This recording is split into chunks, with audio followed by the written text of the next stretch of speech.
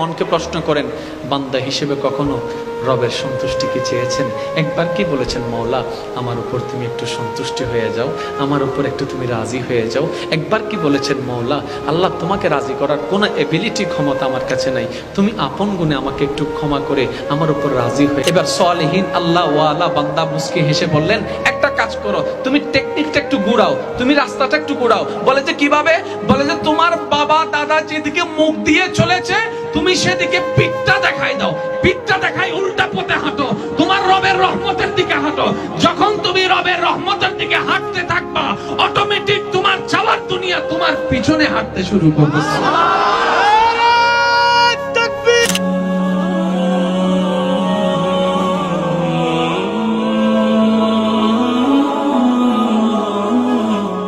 পাঁচ ওয়াক্ত নামাজের দরকার আছে না নাই? আল্লাহর ওয়াস্তে আমি প্রায় সময় বলি, আজকেও বলছি, কখনো কোনো স্বার্থ নিয়ে নামাজ পড়বেন না ভাইয়েরা। আগেও বলছি, এখনো বলছি, যখনই আল্লাহর দরবারে সিজদা দিবেন বিনা স্বার্থে দেওয়ার চেষ্টা করবেন।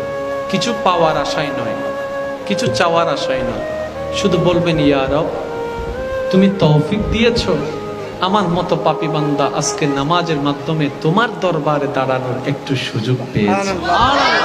মওলা তুমি একটু দয়া করেছো বলে আমার এই পাপী জবানে আজকে